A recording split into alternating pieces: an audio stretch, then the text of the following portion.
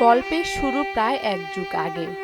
২০১৩ সালে দাখিল পরীক্ষার দেওয়ার সময় হঠাৎই মানসিক ভারসাম্য হারিয়ে ফেলে আবু সাঈদ সুমন। তখন থেকেই পাবনা মানসিক হাসপাতাল সহ দেশের বিভিন্ন চিকিৎসালয়ে দেয়া হচ্ছে চিকিৎসা, কিন্তু কোনো লাভ হয়নি। প্রথমে পাগলামির মাত্রা কম থাকলেও দিন দিন মাত্রা বাড়তে থাকে। তার অত্যাচারে বাবা স্ট্রোক করে মারা গেছেন। ২ বোন বিয়ে হয়ে যাওয়ায় মা একা বাড়িতে থাকেন, তার উপরেও আঘাত করে, যে কারণে সুমনকে সামলাতে পায়ে পরানো হয় শিকল। শিকল খুলে দিলে স্থানীয়দের অত্যাচার, বাড়িঘর ভাঙচুর সহ মাকেও মারধর করে সে। তাই শিকলই যেন বাধা পড়ে গেছে সুমনের জীবন। নিরুপায় হয়ে পরিবারের লোকজন তার নিজ ঘরে তাকে শিকলবন্দি করে রেখেছে প্রায় এক যুগ ধরে। সবসময় মাথা গরম হয়ে থাকে, আবার বাইরে ধরনের মানুষ আইলে ওর সাথে কথা ভালাই গর মাছ ধর করে দৌড়া শুধু ধরনের জায়গা ভাগ্য আরেক ভাই। হ্যাঁ, এখন মনে করেন এলে নিয়েই কয়েকদিন আগে মনে করেন এই যে ঘরেটা পরে ভেঙে ফেলাইছি। সে পাগল আমরা দিই সবসময়, পাগল বান্দা চান্দা কি রাখে, অনেক সময় মায়ের সময় মারো, অনেক সময় মনে করেন মানুষের সাথে কথা বলে। এভাবেই এক যুগ ধরে শিকলবন্দি ও ঘরবন্দি অমানবিক জীবনযাপন করছে জামালপুরের ইসলামপুর উপজেলা পশ্চিম পলবান্ধা গ্রামের মহরুম সুরুজ মিস্ত্রির ছেলে আবু সাঈদ সুমন। পরিবারের লোকজনের দাবি, সরকারি সহায়তা, উন্নত চিকিৎসা পেলে হয়তো সুমন সুস্থ হয়ে স্বাভাবিক জীবনে ফিরতে পারে। বেঁধে রাখার একমাত্র কারণ হইল ওর নিজের হেফাজতের জন্য এবং মায়ের হেফাজতের জন্য।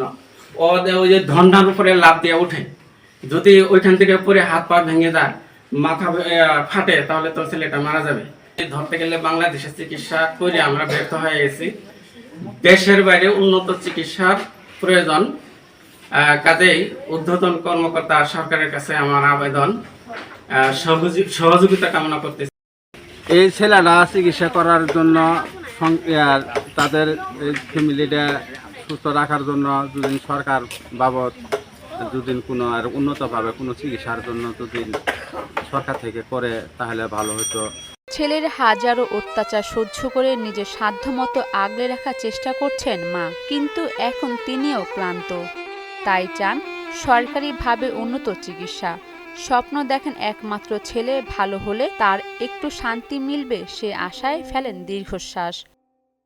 আমি তো চিকিৎসা মেলাই করলাম, এখন তো চিকিৎসা আর আমি করতে পারি না, আমার যা কিছু আছে সব শেষ কিছুই করছি।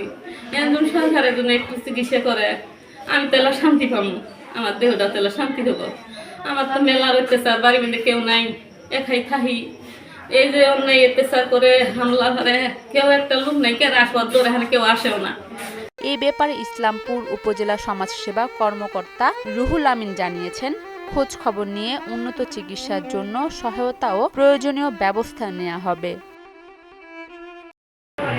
ইসলামপুর পৌরসভার পশ্চিম পলবান্ধা নিবাসী জনাব সাইফুল ইসলাম সুমন, পিতা মোহাম্মদ সুরুজ মিস্ত্রি, তিনি দীর্ঘদিন যাবৎ মানসিক প্রতিবন্ধী হিসেবে শ্রীকল বন্ধু অবস্থায় রয়েছেন এবং তার পরিবার সরকারের মাধ্যমে কোনো সহযোগিতার জন্য আবেদন করেছেন। আমরা সমাজ সহযোগ দপ্তরের মাধ্যমে যদি তারা ভাতার আওতায় না আসে, আমরা ভাতার আওতায় প্রতিবন্ধী ভাতার আওতায় নিয়ে আসবো এবং অন্যান্য যে কোনো ধরনের সহযোগিতা আমরা করার চেষ্টা করব। আমাদের সমাজ সহযোগিতার মধ্যে যেভাবে সহযোগিতা করার দরকার আমরা চেষ্টা করব তাকে সম্পূর্ণ সহযোগিতা করতে।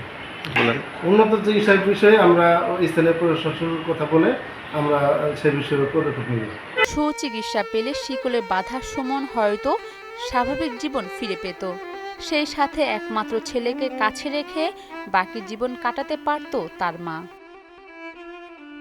অরিন সুলতানা, মোহনা ডিজিটাল।